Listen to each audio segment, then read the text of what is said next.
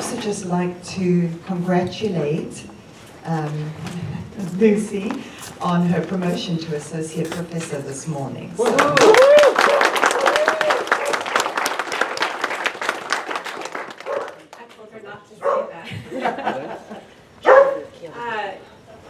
It's a nice introduction. Thank you so much. This is a very warm conference to be part of.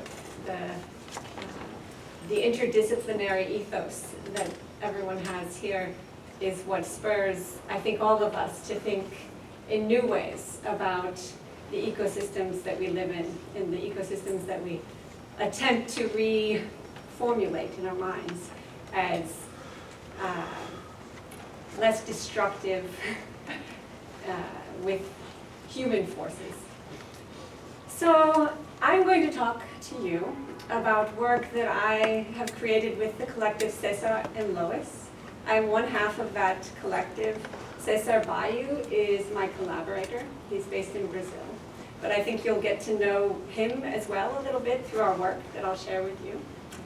I also wanted to, because I'm an artist, in a sense, perform my idea just through wearing a dress that conveys the binary of humanity on this side and nature, and trying to embody both of those and overcome those. So I had a friend who said, well, you must just keep switching back and forth when you're speaking for nature or speaking for human systems. And I decided that that was A, too complicated, and B, that is not the point. It's supposed to be cohesive. So we'll see how this goes. If I start doing this, it's because I'm possessed. I would, did I flip too quickly? Sorry for that. This binary that I'm wearing is something we all wear, and across this conference I've heard everyone articulate our attempts to combat that in different ways.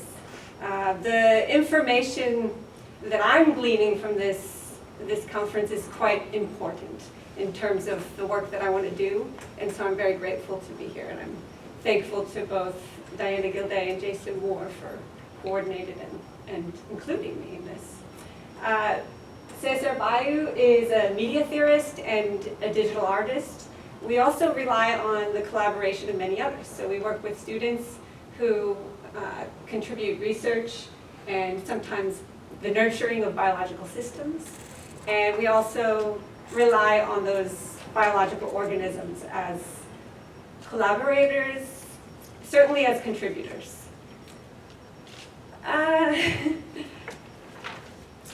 In seeking an ecotopian framework, we create experiments that incorporate non-human organisms.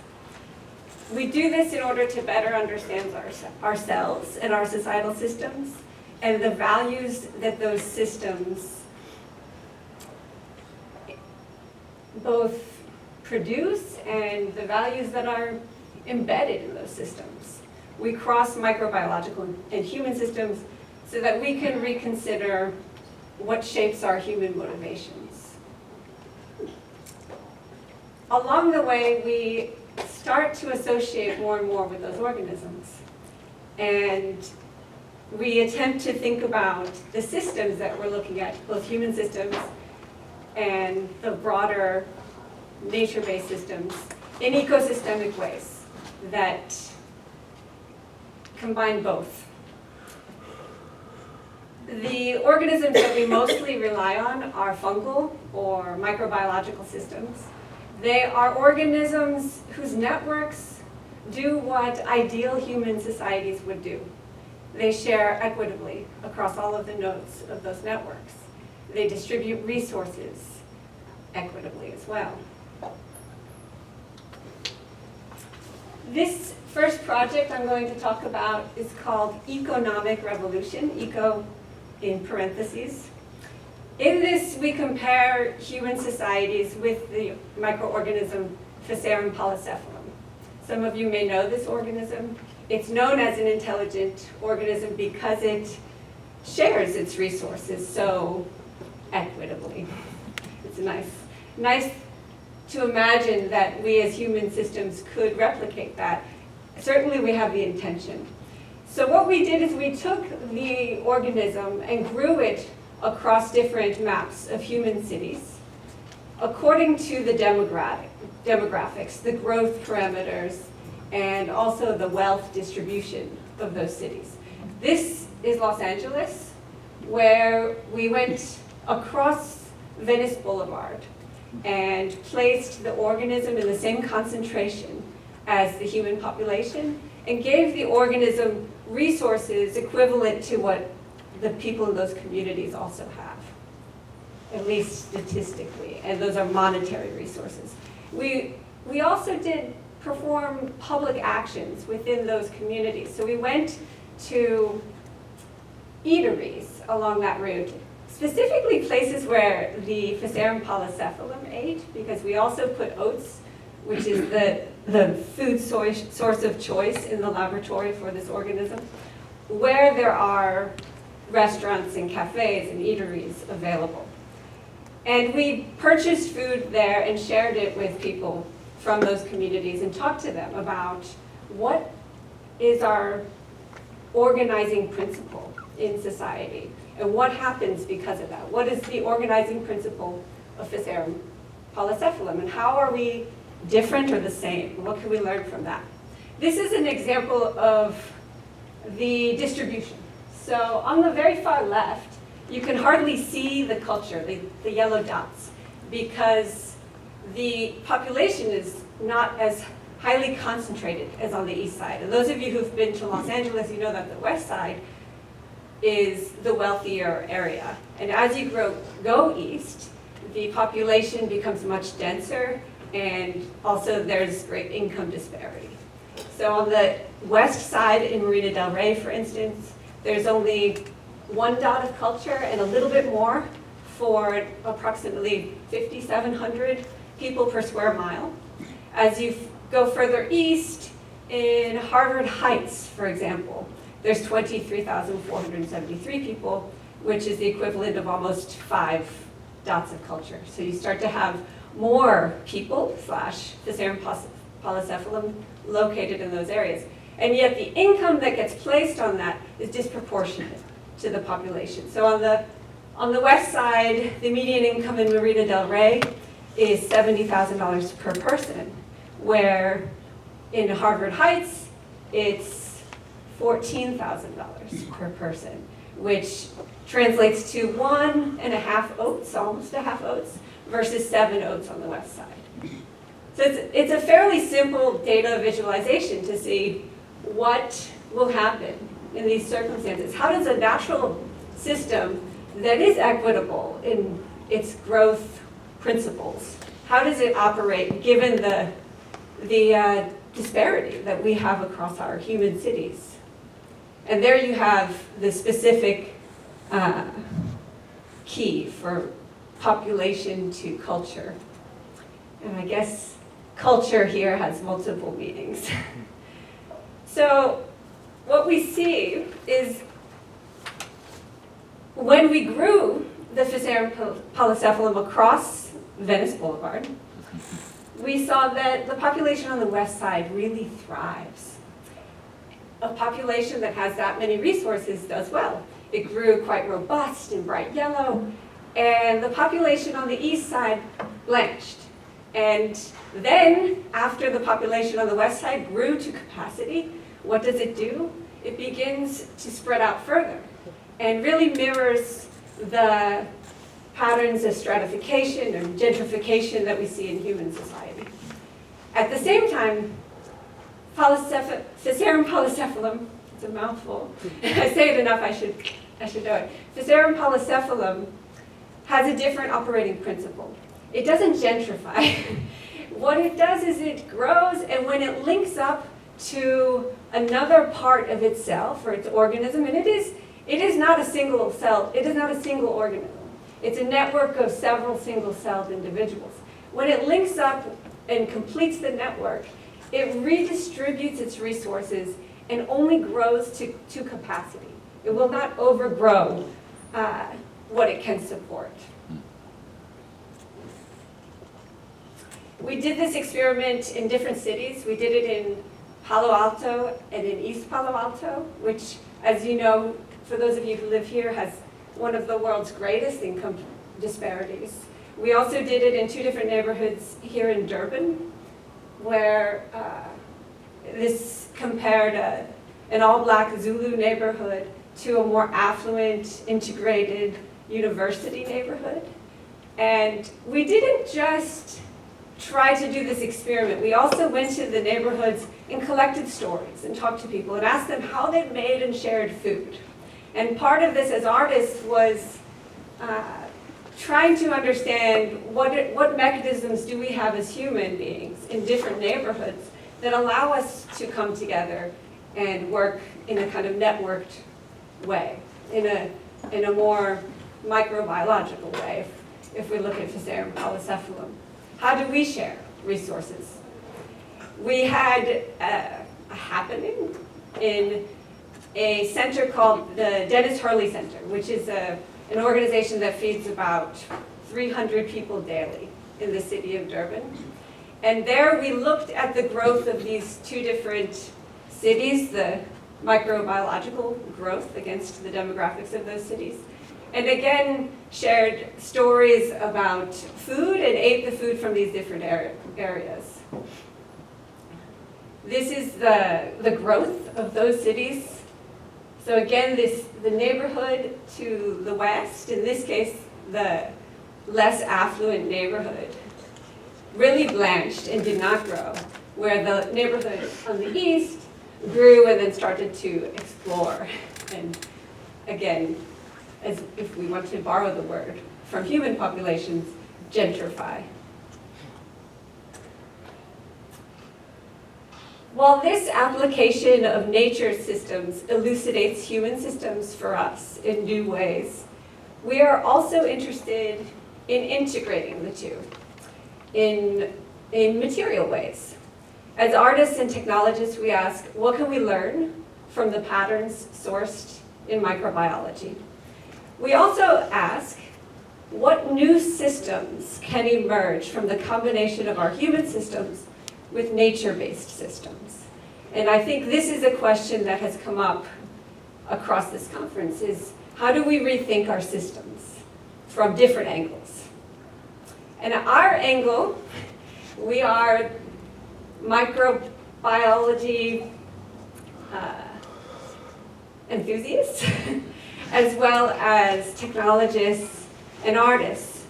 And so we have conceived of a system that combines the networking of fungal systems and microbiological systems with our human technological systems.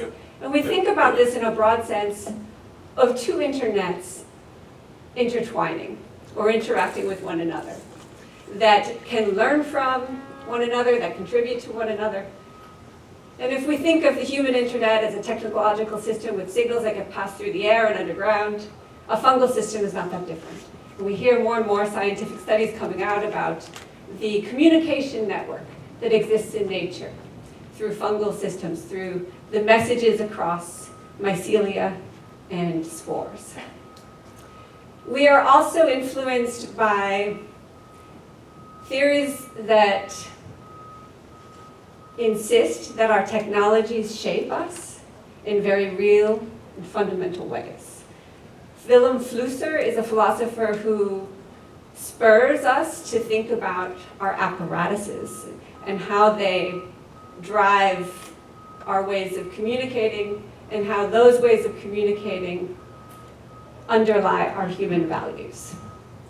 Cesar Baio in Brazil, his area of study is Willem Flusser, and also the theories of media. And so we look at our socio-technical apparatuses through that lens.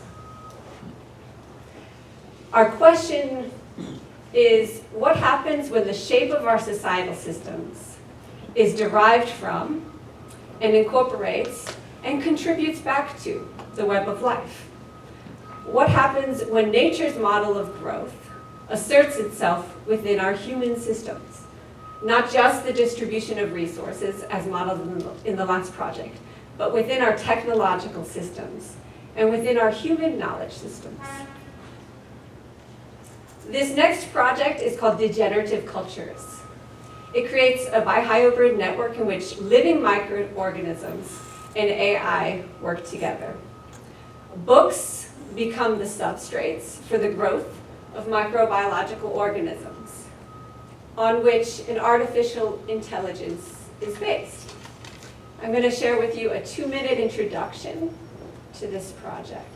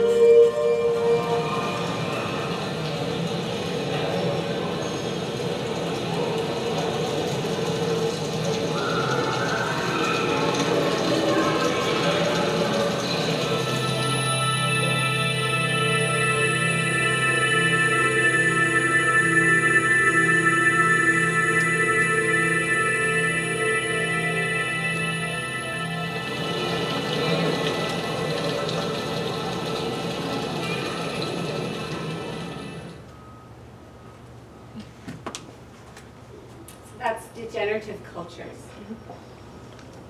It's based on different research that we have conducted into this history of thinking about nature that Cesar and I feel that we have also inherited. This is an essay from Cicero before the Common Era. We alone have the power of controlling the most violent of nature's offspring, the sea and the winds. We confine the rivers and straighten or divert their courses. By means of our hand, we create, as it were, a second world within the world of nature. With Degenerative Cultures, we attempt to critique this relationship between humanity and nature that's evident in the archive of these texts and also in the landscape. So we see this etching that is mirrored across different embodiments.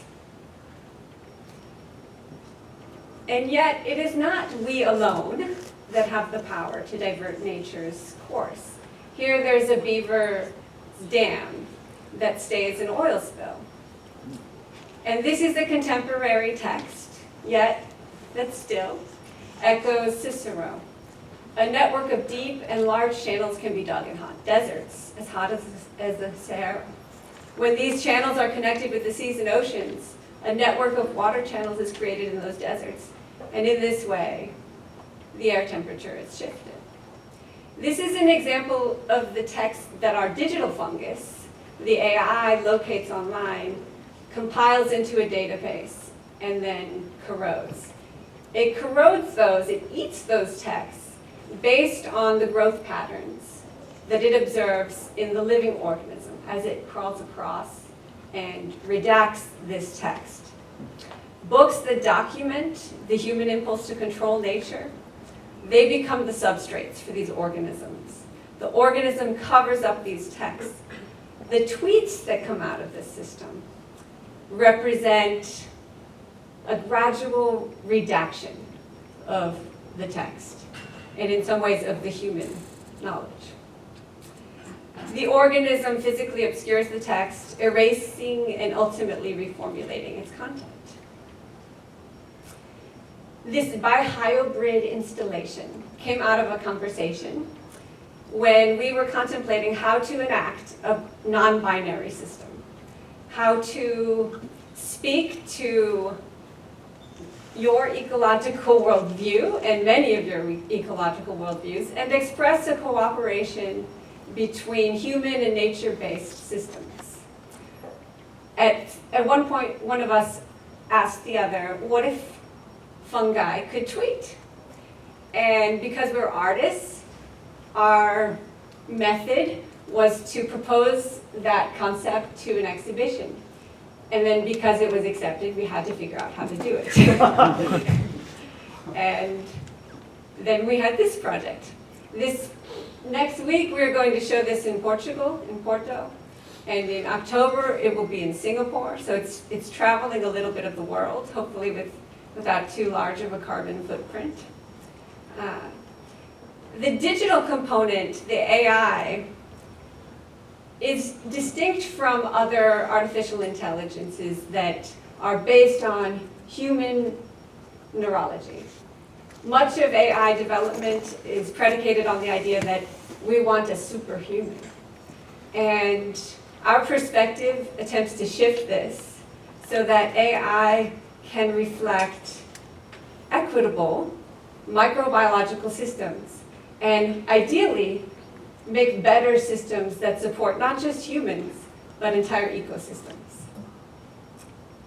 We wonder if, since the nature-based system is inherently ecosystemic, if a technological system that learns from nature and makes decisions on behalf of human systems, if those decisions that result from a nature-originated logic would better serve the whole.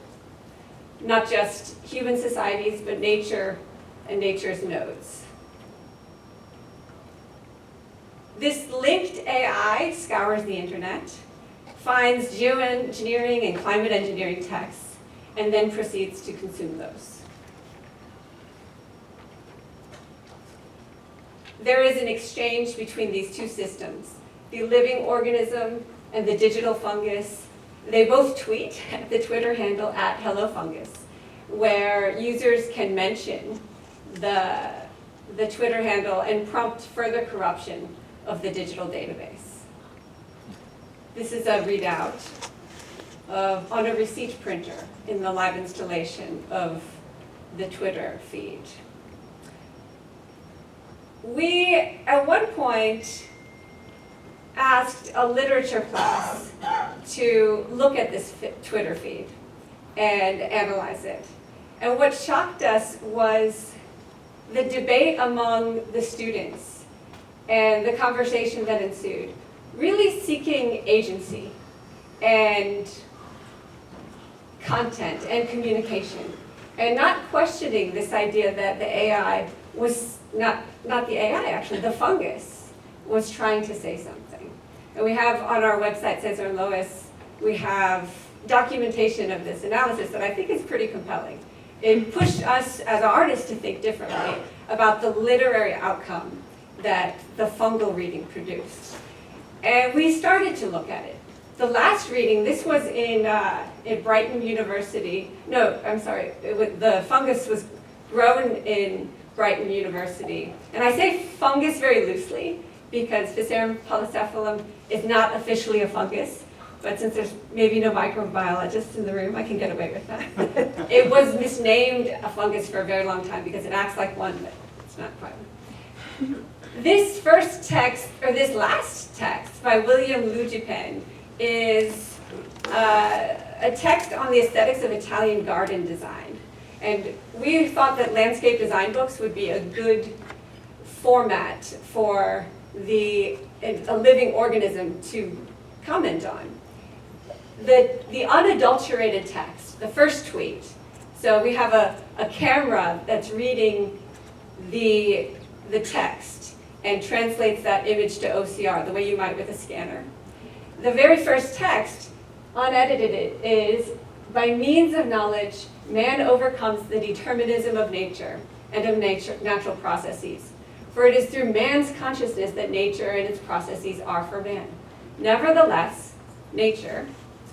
The next fungal tweet, after 2% degeneration, so after the very first piece of growth, we can see that in this slide it gets a bit difficult to see the yellow begin to grow. There's one word that gets redacted. By means of knowledge, overcomes the determinism of nature. The first redacted word is the word man. And it was very difficult, it is very difficult not to assume some kind of intent in that. And later, the very last reading, the very last word that's left on the page, the final 3 tweets, before it's done, was determinism, determinism, determinism. It's a strong statement from Cesar and Lois. And it's not invented. So, what is Cesar and Lois saying to us? This is the database of the digital fungus. It reflects the slow degradation of the text over time that keeps growing. This database is growing of human-based predatory texts. As you can tell from the extensive amount of discussion that it takes to describe this artwork, Degenerative Cultures is conceptual, but it is also material. The process is not about making or enacting, it is about growing and nurturing. And as we make it, we cannot help but associate with the organisms that we nurture. This next project is a shift in that sense, where we really begin to think like an organism. This is called Thinking Like a Mushroom. In Thinking Like a Mushroom, human and fungal systems are layered in order to ask questions about how human knowledge and behavior relate to the knowledge embedded within nature. These are texts, books, on which we grow fungal systems. This was displayed at a gallery at a ship in the woods in Escondido. And timing a living sculpture for exhibition is not easy. Wanting a mushroom to bloom at a certain time is just crazy, and it's not necessarily the way you want to nurture organisms. But it is really rewarding. These were in full fruit for the exhibition opening. So the fungi were quite cooperative, true collaborators in this exhibition. So again, we are layering human and nature-based knowledge systems, growing mushrooms in books. This text is a dictionary. Although most texts, including the next, were inherited by me from my grandfather. He was a philosopher whose focus was epistemology. And Cesar and I, having come from traditions of theory in different ways, really think about the inherited knowledge that we are cultivating, growing over. In this project, nature overrides and challenges that inherited knowledge, asserts another knowledge. This is a short excerpt from Thinking Like a Mushroom, in which we provide a meditation where Cesar and Lois, so Cesar is Cesar Baio, I represent Lois, lead participants through the process of thinking like a mushroom. So I will play for you a 1.5-minute introduction to the meditation, and I invite you as you listen to together think like a mushroom.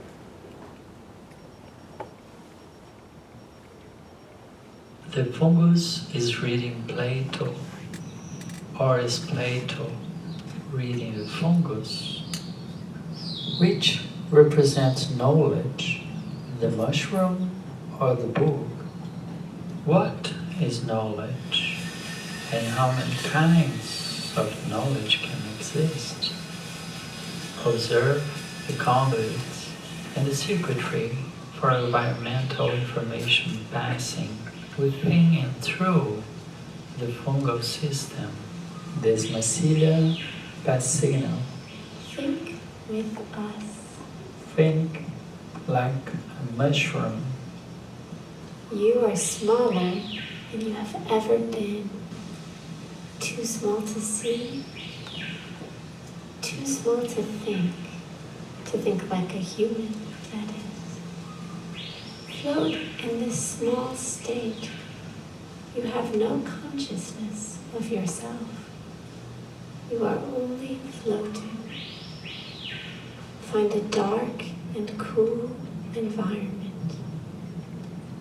Here you begin to change form, spreading yourself until you encounter something larger than yourself.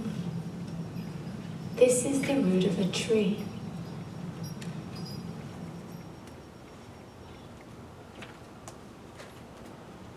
So this meditation is juxtaposed against living mushrooms growing on text in headphones. It is a more contemplative environment than this in a crowd. And the talk really walks viewers through thinking and then beginning to communicate and signal one another in different ways to carry a message of a tree, and then a message of a whole forest of trees, and then the message of whole groups of forests of trees, and going both smaller and scaling much larger. We imagine that thinking like a mushroom is the type of thinking that would populate Donna Haraway's interspecies worlding. She tells us it matters what ideas we use to think other ideas with. It also matters which human and non-neural intelligent networks, that is non-human networks, such as those sourced in nature, are intertwined in order for new ways of thinking to be possible. As Cesar and Lois, we want to create art not just about, but within and with Jason Moore's web of life. Art with nature. Along these lines, there are some quotes that I collected yesterday. Jason Moore introduced the conference telling us that new ways of thinking are essential to imagining new futures. Matthew Siegel said, we need to think of human creativity in a new way so that there is a continuity between what our bees are doing and what human beings are doing.